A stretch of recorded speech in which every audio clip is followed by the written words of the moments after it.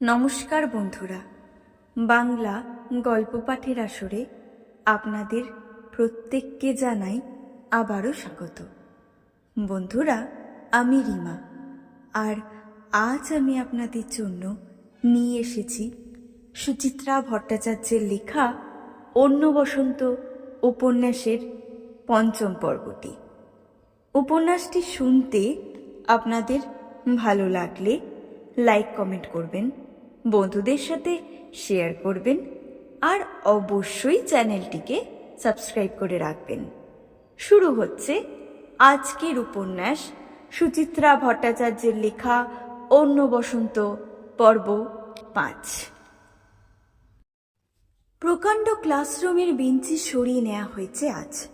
তাদের স্থান নিয়েছে গোটা 8 বড়সড় টেবিল। কোনো টেবিলে আকর্ষণীয় বৈজ্ঞানিক মডেল, কোথাও চলছে বিজ্ঞানের খেলা। প্রতিটি মডেল সযত্নে বানানো। আগ্নেয়গিরির ক্ষুদে প্রতিরূপ, বিভিন্ন জটিল যৌগের পারমাণবিক গঠন প্রণালী, নক্ষত্রের জন্ম মৃত্যু, সূর্যগ্রহণ চন্দ্রগ্রহণ। খেলাগুলো বেশ মজাদার। কঙ্কাল ভকভক সিগারেট টানছে, বরফ খসে আগুন জ্বালানো হচ্ছে কাঠে, গপাগপ চলছে আগুন খাওয়া। দেখাচ্ছে কয়েকজন সদ্য কৈশোরপ্রাপ্ত ছেলে মেয়ে। মডেলগুলোর ব্যাখ্যা করতেও তাদের বিপুল উৎসাহ। ঘরে অবশ্য দর্শক তেমন একটা বেশি নেই। মাঝে মাঝে অলস মেজাজে ঢুকছে কিছু তরুণ তরুণী। 1-8জন বয়স্ক মানুষও পা রাখছে কখনো সখনো। ব্যাস, একটা টেবিলের সামনে থমকে দাঁড়াচ্ছে তারা। দেখছে, শুনছে, বেরিয়ে চলে যাচ্ছে। বিজ্ঞান প্রদর্শনীতে কারোরই বিশেষ মন নেই। একটু পরেই অডিটোরিয়ামে গান বাজনার আসর বসবে, সেদিকেই সকলের এখন বিশেষ আগ্রহ। ঘরের একপাশে ডায়াস। হঠাৎ এক দাড়িওয়ালা যুবক আবির্ভূত হলো সেখানে। উচ্চস্বরে হাঁক পাততে শুরু করলো। আসুন আসুন, দেখে যান, দেখে যান গণেশ বাবাজির খেল, দেখে যান জয় হনুমানজির খেল, দেখে যান আমার বাচ্চা ইঁদুরের খেলা, দেখে যান। বলতে বলতেই কাঁধের ঝোলা ব্যাগ থেকে গোটা কয়েক মূর্তি বার করে ফেলেছে যুবক। পটাপট টেবিলে সাজিয়ে ফেলল। খেলা দেখানো বন্ধ করে ছুটে এলো এক কিশোরী। একটা দুধের ক্যান ধরিয়ে দিল যুবকের হাতে, সঙ্গে মধুপর্কের বাটি। যুবকের আহ্বানেই হোক কি বিশেষ কৌতূহলেই হোক, বেশ কিছুটা সাড়া জেগেছে। ডায়াসের সামনে এখন ছোট্ট ভিড়। 3 মূর্তিকে দুধ খাওয়াতে শুরু করলো যুবক। গণেশের সুরের মুখে দুধের বাটি ধরল। সুরুত, দুধ সাবার। এবার হনুমান খাচ্ছে, তারপর ইঁদুর। সঙ্গে সঙ্গে চলছে যুবকের গলা। কখনো চড়াই উঠছে, কখনো খাদে নামছে। লাগ বাবা লাগ, ভেলকি লাগ। মাদারিকা খেলা দেখো, আমার জব্বর ভেলকি দেখো। এমন খেলা আর পাবে না। দিয়ে যাও সব 4 আনা 4 আনা। ভিড়ের পেছনে দাঁড়িয়ে তন্নিষ্ঠা বড় বড় চোখে অভিমন্যুকে দেখছিল। কি আমূল বদলে গেছে ছেলেটা। সত্যি যেন এক ম্যাজিশিয়ান। এতটুকু জড়তা নেই, মুখ চলছে, হাত চলছে। সেদিন সেই শান্ত শান্ত ভঙ্গি পুরোপুরি উধাও। খেলা দেখানো শেষ। ঋজু স্বরে এবার দুধ পানের রহস্য বোঝাতে শুরু করেছে অভিমন্যু। বৈজ্ঞানিক কারণ ব্যাখ্যা করছে প্রাঞ্জল ভাষায়। ক্ষণপূর্বের খ্যাপামির আর কণামাত্র চিহ্ন নেই। বহুরূপী নাকি? তন্নিষ্ঠার পাশটিতে একদা কলেজ সহপাঠী শ্রেয়সী। চোখ ঘুরিয়ে শ্রেয়সী বলল, এ নিখাত কোন কলেজের কোচি লেকচারার। বক্তৃতার কায়দাটা দেখ। অন্য পাশ থেকে মধুরিতা বলল, চেহারাটা কিন্তু দারুণ, হেপি সেক্সি। একে রাফ অ্যান্ড টাফ বলে না রে? আমরা এরকম একটা টিচার পেলাম না, সব শুড্ডা শুড্ডা পার্টি। তোর খুব পছন্দ মনে হচ্ছে, যা না গিয়ে আলাপ করে আই। শ্রেয়সীর চোখ টিপল। তোকে স্পেশাল কেয়ার নিয়ে দুধ পান বোঝাবে। ভাষণ থেমেছে। বক্তা হঠাৎ জটলা ছেড়ে এদিকেই আগোয়ান। তন্নিষ্ঠার সামনে এসে এক গাল হাসল। তুমি এখানে? তন্নিষ্ঠা অপাঙ্গে 2 বান্ধবীর ভেবলে যাওয়া মুখ দুটো দেখে নিল একবার। মুচকি হেসে বলল, আমি তো আসবই, এটা আমার কলেজ। তুমি এখানে ভিড়লে কোত্থেকে? ও, আমার এক পাড়ার দাদা, তার এক ভাইজি এখানে পড়ে। এই কলেজের প্রেসিডেন্ট সেই দাদাটি। ওই এক জটিল ইকুয়েশন। যাকগে, আমার বিজ্ঞান মঞ্চের প্রোগ্রাম কেমন লাগলো? তন্নিষ্ঠা বান্ধবীদের দেখিয়ে দিল, এদের জিজ্ঞাসা করো। এ হলো শ্রেয়সী বসু, আর এ মধুরিতা চাকলাদার। সরি, এখন তো চেঞ্জ হয়ে কি যেন রে, রাহা। মধুরিতা বোকা বোকা মুখ সপ্রতিভ করার চেষ্টা করল। আপনি? আমি অভিমন্যু। হাটে বাটে ঘাটে ভেলকি দেখিয়ে বেড়াই। পুরো নাম অভিমন্যু ভেলকি বাবা। তন্নিষ্ঠা বলে উঠল, অভিমন্যু গন্ধ বাবা নয় কেন? হ্যাঁ, তাও বলতে পারো, তবে ওই পরিচয়টা এখানে ঠিক খাটে না। মধুরিতা শ্রেয়সী কিছুই বুঝতে পারছে না, চোখ চাওয়াচাই করছে। তন্নিষ্ঠা ঠোঁট টিপে বলল, অভিমন্যু একজন মিনি ইন্ডাস্ট্রিয়ালিস্ট, পারফিউমের বিজনেস। ও মা, তাই? শ্রেয়সী মুগ্ধ চোখে তাকালো। কি কিউট! কি পারফিউম তৈরি করেন আপনি? না না, সে বলার মতো কিছু নয়। অভিমন্যু যেন অস্বস্তি বোধ করল। এড়িয়ে যাওয়ার ভঙ্গিতে তন্নিষ্ঠাকে বলল, তুমি কি এখন আছো কিছুক্ষণ? 8:30 পর্যন্ত তো আছি। তন্নিষ্ঠা কবজি উল্টে ঘড়ি দেখল। তাসের দেশটা দেখব, ব্রত গোস্বামীর আবৃত্তিটা শুনবো। তোমার কি প্রোগ্রাম? এক্ষুনি তুলপি তল্পা গোটাবে? 6টা অবধি আছি। দেখি, বিজ্ঞানের যুগে কেউ যদি বিজ্ঞান সম্পর্কে ইন্টারেস্ট দেখাতে আসে। অভিমন্যুর পরনে জিন্স আর হালকা গেরুয়া রং পাঞ্জাবি। হাত দুটো পাঞ্জাবির পকেটে ঢুকিয়ে বলল, তাহলে তুমি এখন অডিটোরিয়ামেই থাকবে? কেন? অভিমন্যু আরো কিছু বলতে যাচ্ছিল, তার আগে ঘরের ও প্রান্ত থেকে তার এক অনুচর ডাকছে তাকে। দ্রুত পায়ে চলে গেল সেদিকে। ঘরের বাইরে বেরিয়ে এসেই দুই বান্ধবীর ঝাঁপিয়ে পড়েছে তন্নিষ্ঠার ওপর। খুব দারুণ চুক্কি দিলি। কিসের চুক্কি? আহা নেকু, বুঝি না যেন কেন। তুই এদিকে আমাদের ডেকে নিয়ে এলি, শিখিয়ে পড়িয়ে রেখেছিলি বুঝি? অবাক হওয়ার ভান করল কেন? কদিন ধরে চালাচ্ছিস? এই না না, বিশ্বাস কর। তন্নিষ্ঠা 2 হাত তুলে দিল। ছেলেটাকে আমি জাস্ট চিনি, ইউনিভার্সিটির ক্লাসমেট। মালবিকার বিয়ে হলো গত মাসে, ওইখানেই আলাপ। মালবিকার বরের বন্ধু। ওসব ঢপ তুই অন্যকে দিস। মধুরিতার চোখে ব্যঞ্জনা ফুটে উঠল। আমি এখন ছেলেদের চোখ দেখলে বুঝতে পারি, ওই চোখের ল্যাঙ্গুয়েজই আলাদা। 6 বছর হলো বিয়ে হয়েছে মধুরিতার। সে এখন নিজেকে পুরুষ চরিত্র অভিজ্ঞা রমণী বলে মনে করে। তন্নিষ্ঠা একবার ভাবলো তার বিয়ে স্থির হয়ে যাওয়ার কথাটা বলে দেয় বন্ধুদের। সে মধুর বিয়ের পর আজ আবার এই প্রথম দেখা বন্ধুদের সাথে। সৌনক বৃত্তান্ত এরা কিছুই জানে না। থাকবে, শুনলে বেচারাদের এরকম একটা টাটকা খোরাকে জল পড়ে যাবে। মজা করে বলল, তোর তো এখন একজনেরই চোখের ল্যাঙ্গুয়েজ জানার কথা মধু। সব চোখের ভাষা বোঝা তুই শিখলি কোত্থেকে? জানিস না, বিয়ে হলে থারটাই গজায়।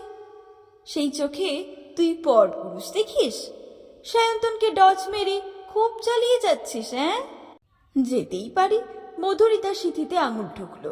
এটাকে অ্যাপারেন্টলি রেড সিগন্যাল বলে মনে হয়, আসলে এটাই গ্রিন সিগন্যাল। আমি এখন পূর্ণ স্বাধীন, বিপদ আপদের কোনো চান্স নেই। এই মধু, থাম। তনু ট্র্যাপে পা দিস না, বুঝছিস না? ও কায়দা করে লাইন ঘুরিয়ে দিচ্ছে। শ্রেয়সী চিমটি কাটলো তন্নিষ্ঠাকে। তনু, খুলে বল না বাবা কেসটা। বিশ্বাস কর, কিচ্ছুই নেই। ইচ্ছা করে কথাটার একটু ঢেউ খেলিয়ে দিল তন্নিষ্ঠা, যাতে রহস্যটা খুলেও না খোলে, অথবা রহস্যহীনতা একটা মোড়কের আস্তরণে থেকে যায়। সঙ্গে সঙ্গে মনে হচ্ছিল তার এই 2 বান্ধবী কলেজ ছাড়ার পরও বিশেষ বদলায়নি। কলেজে এদের ধারণা ছিল ছেলে আর মেয়েদের বুঝে একটাই সম্পর্ক, খাদ্য খাদক বা ঘি আগুন এই গোছের। কলেজে ছেলেদের থেকে একটু দূরে দূরেই থাকতো এরা। মানসিকভাবে শ্রেয়সী এখন এগোতে পারেনি। মধুরিতা বিয়ে হলেও না, বিয়ে পাশ করে দুজনে লেখাপড়া ছেড়ে দিয়েছে। আর একটু এগোলে কি এদের দৃষ্টিভঙ্গি বদলাতো? মনে হয় না। সম্ভবত এদের রক্ষণশীলতার বীজ বাড়িতেই পোতা আছে। প্রতি পদে এদের স্মরণ করিয়ে দেয়া হয়েছে তুমি মেয়ে, সম্ভবত, কেন, নিশ্চয়ই। ভাগ্যিস তন্নিষ্ঠা এরকম কোনো পরিবারে জন্মায়নি। মানসিক খিচখিচ সত্ত্বেও এই বন্ধুদের সঙ্গ ভালো লাগছিল তন্নিষ্ঠার। দীর্ঘ অদর্শনের পর সাক্ষাৎটাই একমাত্র কারণ নয়, ফেলে যাওয়া কলেজটাও কেমন অনুঘটকের কাজ করছে। এই করিডরেই তো কেটেছে কত উচ্ছ্বাসময় দিন। ওই ছোট্ট ঘরটাই অনার্সের ক্লাস হতো। সেকেন্ড ইয়ার, না, থার্ড ইয়ার পড়ার সময় একদিন ক্লাসরুমের দরজা ভিজিয়ে জয়ন্ত সিগারেট ধরিয়েছিল। তার হাত থেকে কেড়ে নিয়ে জোর করে একটা টান দিয়েছিল তন্নিষ্ঠা। সঙ্গে সঙ্গে কি কাশি! এবং ঠিক সেই সময়ই দরজা ঠেলে Urmila madam. Canteen, office lawn, common room, কোথায় যে সোনালী মুহূর্তের কুচি ছড়ানো নেই। আজ রবিবার, তবু কলেজ বেশ জমজমাট। তিনতলা বিশাল বিল্ডিংয়ের প্রায় প্রতিটা আনাচে কানাচে তরুণ তরুণী, সবই প্রায় অচেনা মুখ, বর্তমান ছাত্রছাত্রী। হঠাৎ হঠাৎ ঝিলিক দিয়ে যায় এক আধটা পরিচিত প্রাক্তনী। দাঁড়িয়ে পড়ে কুশল বিনিময় করে, কিংবা মৃদু হেসে চলে যায় পাশ কাটিয়ে। দোতলার অডিটোরিয়াম গেটেই সবচেয়ে জমাট ভিড়। অনুষ্ঠানের শেষ মুহূর্তের প্রস্তুতি চলছে। তন্নিষ্ঠারা অডিটোরিয়ামের দিকেই এগাচ্ছিল। সামনে তন্ময় গটগট হেঁটে আসছিল। তন্ময় তন্নিষ্ঠাদের দিকে থেমে গেল, চোখ পিটপিট করে বলল, কি রে, তোরা এসেই একটা গ্রুপ তৈরি করে নিয়েছিস? তন্ময় বেচারি ছেলে, তবে অনার্সের নয়। পাশের ক্লাসে দেখা হতো মাঝে মাঝে। ইউনিয়ন করার সুবাদে ক্লাসের প্রায় সব ছেলে মেয়ের সঙ্গে মোটামুটি হৃদ্যতা ছিল তন্ময়ের। তন্নিষ্ঠা হেসে বলল, আমাদের ব্যাচের তো আর কাউকেই দেখছি না। আছে কয়েকজন হলে, বেশিরভাগই অফ, যে যার ধান্দায় ঘুরছে আর কি। তুই করছিস কি এখন? আর্মস কালেক্ট করছি। তন্নিষ্ঠা হকচকিয়ে গেল। মধুরিতা পাশ থেকে আমতা আমতা করে বলল, মানে? যুদ্ধ লড়ার প্রস্তুতি নিচ্ছি বেকারির বিরুদ্ধে। বুঝলাম না। তোরা বুঝবি কি করে?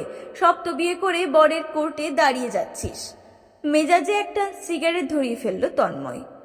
আমাদের তো বউ ধরার জন্য কোর্ট তৈরি করতে হবে নাকি? খালি ভাট বকা অভ্যাস। করছিসটা কি বল না? লঘু ধমক দিল তন্নিষ্ঠা। গ্র্যাজুয়েট হওয়ার পর ভর্তি হয়েছিলাম পাইন অফ ফার্দার এডুকেশনে। সেখানে প্রথম 6 মাসের ম্যানেজমেন্ট কোর্স করে ফেললাম, চাকরি হলো না। তারপর করলাম 6 মাসের কম্পিউটার কোর্স, তাতেও কিছু হলো না। তারপর 3 মাস টাইপ, এক অবস্থা। তারপর আবার 6 মাস কম্পিউটার শিখতে চেয়েছিলাম, বাবা জুতো দেখালো। আবার একটা কোর্সের জুতে গেলাম, সস্তার, পাবলিক রিলেশনস। একটা শ্বাস ফেললো তন্ময়।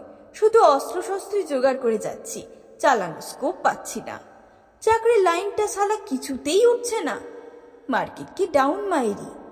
পলকের জন্য শুভেন্দুর মুখটা মনে পড়ল তন্নিষ্ঠার। ভিআর এর চিঠি পেয়ে বাবা ভেতর ভেতরে এত ভেঙে পড়েছে। শতেক বাহানা দেখিয়ে অনবরত অফিস ডুব মারছে এখন। রোজ মার সঙ্গে খটাখটি, ভাল লাগে না। তন্নিষ্ঠা একটু বিরস গলাতেই তন্ময়কে বলল, খুব তো ইউনিয়ন করতিস, এখন তো দাদারা কি বলে? সেখানে আমার থেকে অনেক সরেস মাল বডি ফেলে বসে আছে, এন্ট্রি নিতে পারছি না।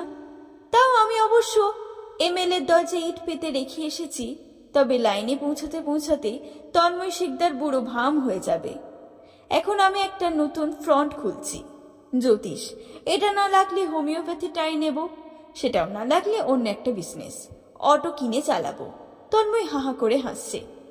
হাসিতে আনন্দের চেয়ে ব্যঙ্গই বেশি, সঙ্গে যেন হাহাকারের কণাও মিলে আছে।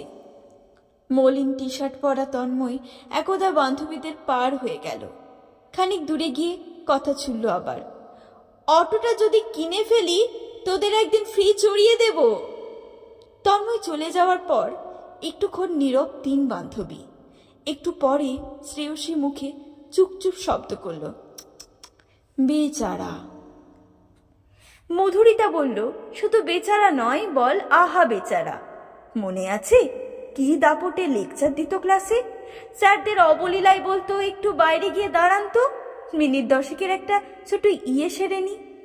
মধুরিতার বাক্যভঙ্গিতে একটু হাসি পাচ্ছিল না তন্নিষ্ঠার। তন্ময়ের মরিয়া লড়াই দেখে বিষণ্ণ বোধ করছিল। আগামী দিন বুঝে আরো ভয়ঙ্কর। সৌনকের সঙ্গে বিয়ে হলেই কি মুশকিল আসান? হুম, জন্ম থেকে মাকে চাকরি করতে দেখেছে তন্নিষ্ঠা। অচেতনে সেই ছবিটাই মাথায় গাঁথা আছে সারাক্ষণ। চাকরি সম্পর্কে উদাসীন হয়ে থাকার কথা তন্নিষ্ঠা ভাবতেই পারে না। তার কপালেও কি কিচ্ছু জুটবে? শ্রেয়সী চিমটি কাটছে তন্নিষ্ঠাকে, চাপা স্বরে বলল, এই এই এই তনু, তোর অভিমন্যু আসছে। তন্নিষ্ঠা এদিক ওদিক তাকালো, দেখতে পেল না। বলল, কই, কোথায়?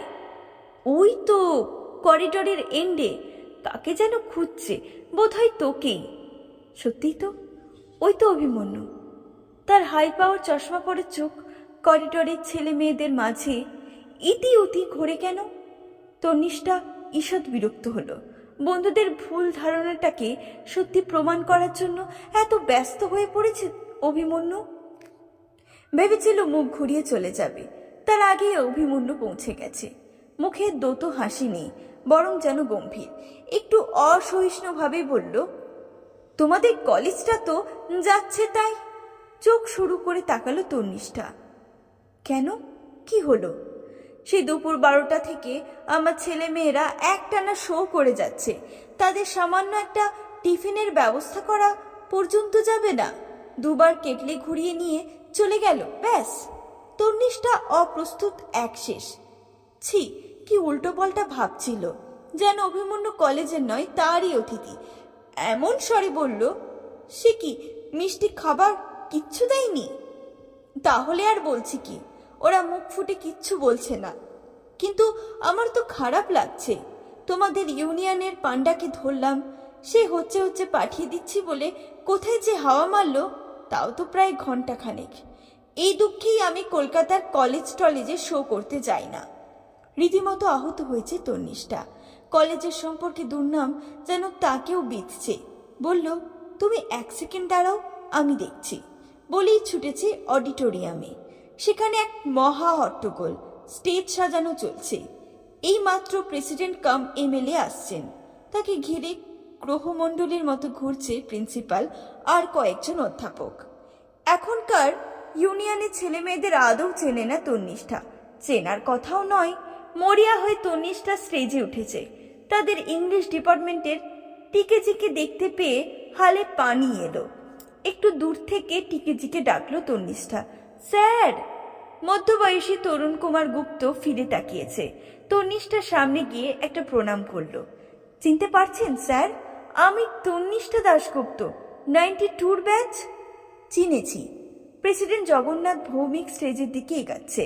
সেদিকে তাকে থমকালো তরুণ গুপ্ত। মুখে অন্যমনস্ক হাসি টেনে বলল, কি করছো এখন? এবার সেটে বসছি। বাবা, খুব ভালো। কথা বলি জগন্নাথ বাবুকে ধাওয়া করতে যাচ্ছিল তরুণ গুপ্ত। তন্নিষ্ঠা পিছু ডাকলো, স্যার, একটা কথা ছিল। তরুণ গুপ্ত ভুরু কোঁচকালো, কি? আমার এক পরিচিত কলেজ সায়েন্স এক্সিবিশন করছে, ওদের এখনো স্ন্যাক্স ট্যাক্স কিছুই দেয়া হয়নি। তারা আমি কি করব? সায়েন্সের ধীরেন বাবুকে গিয়ে বলো, উনি এক্সিবিশনের চার্জে আছেন। আমি তো স্যার ঠিক। তাহলে ইউনিয়ন রুমে যাও, ওরাই বোধহয় কুপন টুপন দেবে। বলতে বলতে জগন্নাথ বাবুর দিকে ছুটল তরুণ গুপ্ত, প্লুটো থেকে বুধ হওয়ার প্রচেষ্টায়। হেসে হেসে কথা শুরু করেছে ভদ্রলোকের সঙ্গে। বিগলিত ভঙ্গিতে হাত কতলাচ্ছে। অপমানিত মুখে অডিটোরিয়াম থেকে বেরিয়ে এলো তন্নিষ্ঠা। রোদ মরে গেছে, ছায়া ঘনাচ্ছে। তন্নিষ্ঠা মন্থর পায়ে ফিরছিল। শ্রেয়সীরা নেই। অভিমন্যু একা দাঁড়িয়ে করিডোরে। তন্নিষ্ঠাকে দেখে অভিমন্যুর ঠোঁটে চোরা হাসি। হলো অ্যারেঞ্জমেন্ট? তন্নিষ্ঠা গুনগুন গলায় বলল, তোমরা কজন আছো? চলো, আমি খাইয়ে দিচ্ছি। হা, তুমি কেন খাওয়াবে? অভিমন্যু ঘুড়ি দেখে বলল, যাই আমি একবার চা খেয়ে আসি, তখন দোকানে বলে দেব, ওরা একে একে টিফিন করে যাবে। তন্নিষ্ঠা বলে ফেলল, চলো, আমিও যাব। এখন নামবে তুমি? এক্ষুনি তো তোমাদের প্রোগ্রাম স্টার্ট হবে। হোক গে, চলো। অভিমন্যু চোখ ছোট করে দেখছে তন্নিষ্ঠাকে। তন্নিষ্ঠা ঝেঁঝে উঠল, আমি গেলে কি তোমার অসুবিধে হবে? অভিমন্যু হেসে ফেলেছে। নিজের কলেজের দোষ লঙ্ঘন করতে চাইছ? সে তুমি যা বোঝো তাই। রাস্তার ওপারে ছোট্ট মতন রেস্টুরেন্ট, চা, কেক, টোস্ট, অমলেট, ঘুগনি, চপ, সিঙ্গারা পাওয়া যায়। ছোট ছোট নড়বড়ে কাঠের বেঞ্চিতে পাশাপাশি বসলো দুজনে। সামনে টিনের টেবিল।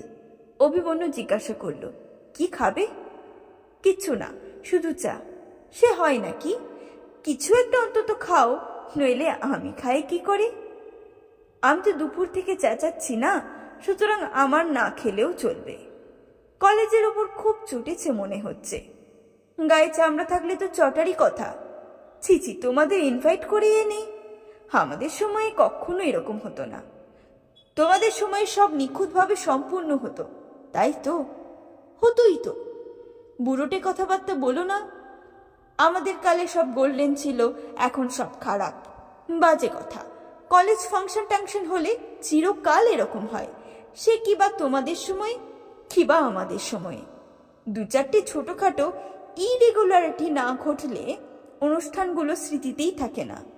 আমি তোমাদের কলেজের এগেনস্টে সব চার্জ মনে মনে উইথড্র করে নিচ্ছি।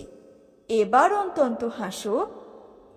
আর মুখ ভেটকে থাকা হলো না তন্নিষ্ঠার। ফিক করে হেসে ফেলেছে। খোঁচা খোঁচা দাড়ি, হাফ প্যান্ট পরা এক বুড়ো লোক জল দিয়ে গেল টেবিলে। তাতে টোস্ট, অমলেট অর্ডার দিল অভিমন্যু। সঙ্গে আরও কটা বানিয়ে রাখতে বলল, ঠোঙায় করে নিয়ে যাবে। সিগারেট ধরিয়েছে একটা। পাঞ্জাবি হাতা গোটাতে গোটাতে বলল, তোমার বান্ধবীর শ্বশুর বাড়ি গিয়েছিলে নাকি এর মধ্যে? না, যাওয়া হয়ে ওঠেনি। আমি গিয়েছিলাম, এই তো কবে যেন সন্ধেবেলা খুব মেঘ করলো, বৃষ্টি হলো না। ও, শুক্রবার। তা হবে। মালবিকা আইসক্রিম বানিয়েছিল, খাওয়ালো। দারুণ, হানিমুন করে এসেছে ওরা। ভিড় পায়নি বিশেষ। ওখান থেকে গুরদুম ফরেস্টে গিয়েছিল, যেখানে সেখানে ট্রেকিং করেছে। সুপ্রিয় দূরিল ছবি তুলেছে, দেখাচ্ছিল। গিয়ে দেখে আসতে হবে। কবে যাবে? দেখি, ঠিক নেই। অভিমন্যু একটু যেন হতাশ হলো মনে হয়।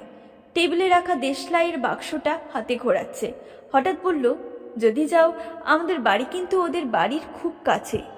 আমন্ত্রণ না তথ্য জ্ঞাপন? অভিমন্যুর চোখে ঝলক চোখ রাখল তন্নিষ্ঠা। তোমাকে বাড়িতে গেলে পাওয়া যাবে। দিনের বেলা ফ্যাক্টরিতে থাকি, সেটাও কাছেই। সেন্টের কারখানা বললে যে কেউ দেখিয়ে দেবে। সন্ধ্যের পর বাড়িতেই অ্যাভেলেবেল। আড্ডা ফাড্ডা নেই? তন্নিষ্ঠা ট্যারচা চোখে তাকালো। বান্ধবী টান্ধবী আছে তো, এই যেমন ধরো তুমি। দূর, আমার মতো কেন, স্পেশাল কেউ। তা জেনে তোমার লাভ?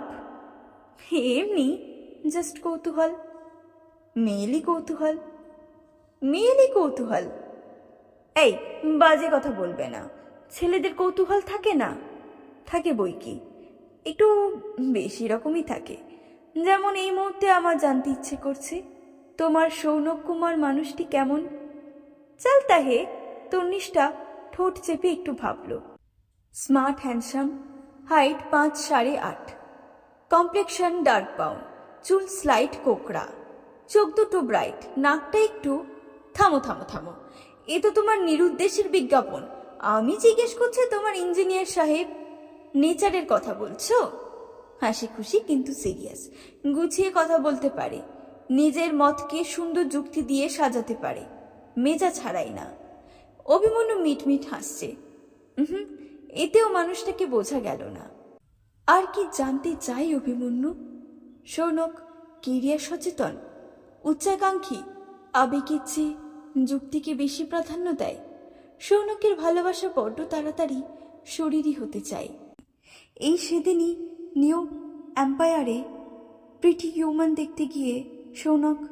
কিন্তু এসব কি গুণ না দোষ? যাই হোক না কেন, তন্নিষ্ঠা এত কথা কেন বলতে যাবে অভিমন্যুকে, তাও এই সামান্য আলাপে? তন্নিষ্ঠা চোখ ঘোরালো। সৌনকের কথা ছাড়ো, তোমার কথা বলো। তুমি মানুষটা কিরকম? যেমন দেখছো। যা দেখছি সেটাই সব নয়। তন্নিষ্ঠা ক্ষণিক জরিপ করলো অভিমন্যুকে। জেরা করার ভঙ্গিতে বলল, এসব খ্যাপামি করে বেড়াও কেন? খ্যাপামি? বাঞ্জারদের মতো চেঁচাচ্ছ, ঘুরে ঘুরে বিজ্ঞানের খেলা দেখিয়ে বেড়াচ্ছ। বারে, মানুষকে কনসাস করে বেড়াতে হবে না। মানুষ হিসেবে এটাও তো আমার কর্তব্য। তাহলে আর ব্যবসা ট্যাবসা করার দরকার কি, এসব করে বেড়ালেই তো হয়। অভিমন্যু শব্দ করে হেসে উঠল। ব্যবসা তো আমি করি পেট চালানোর জন্য। অবশ্য সুগন্ধ তৈরি করাটা আমার নেশাও বটে। I have a passion for fragrance. একদিকে বিজ্ঞান মঞ্চ, অন্যদিকে ফ্রেগ্রেন্স। তোমার দুটো নেশাই কিন্তু মেলে না। অফকোর্স মেলে। মানুষের মন থেকে কুসংস্কার মরে গেলে এক ধরনের সুরভি তৈরি হয়। বাবা ওই ধরনের কি একটা বলে না, একটা ভালো নাটক, একটা ভালো বই কিংবা একটা ভালো সিনেমা মানুষের মনে সুবাস ছড়িয়ে দিতে পারে। টোস্ট অমলেট এসে গেছে, ছেলে মেয়েদের খাবারও তৈরি। বড় একটা প্যাকেটে পুড়ে ফেলেছে রেস্টুরেন্টের লোকটা। অভিমন্যুর নির্দেশে সে ছুটেছে কলেজে। তনিষ্ঠা অমলেট চামচে চালাতে চালাতে বলল, তুমি কিন্তু একটু পিকুলিয়ার আছো। তাই কি? কে স্বাভাবিক কে পিকুলিয়ার তা তফাৎ তুমি করতে পারো। চট জলদি জবাব এলো না তন্নিষ্ঠার ঠোঁটে। স্থির চোখে ছেলেটাকে দেখছিল। মাথা নামিয়ে প্লেট টেনেছে অভিমন্যু। বুকখুপ্পের মতো খাচ্ছে গবাক গপ। চামচের পরোয়া না করেই হাত নিয়েছে। একটা কথাও আর বলছে না এখন। সৌনক যত ক্ষুধার্তই হোক কখনো এভাবে খায় না। ভাবনাটা চমকে দিল তন্নিষ্ঠাকে। আশ্চর্য, সৌনকের সঙ্গে তুলনায় এলো কেন? তো বন্ধুরা, আপনারা এতক্ষণ ধরে শুনছিলেন সুচিত্রা ভট্টাচার্যের লেখা অন্য বসন্ত উপন্যাসের পঞ্চম পর্বটি। উপন্যাসটি পাঠ করছিলাম আমি, রিমা। বন্ধুরা, উপন্যাসটি শুনতে আপনাদের ভালো লাগলে লাইক কমেন্ট করবেন, বন্ধুদের সাথে শেয়ার করবেন, আর অবশ্যই চ্যানেলটিকে সাবস্ক্রাইব করে রাখবেন। আবারও আপনাদের কাছে হাজির হব অন্য কোনো গল্প, কবিতা কিংবা উপন্যাস নিয়ে। ততদিনে ভালো থাকবেন। Thank you.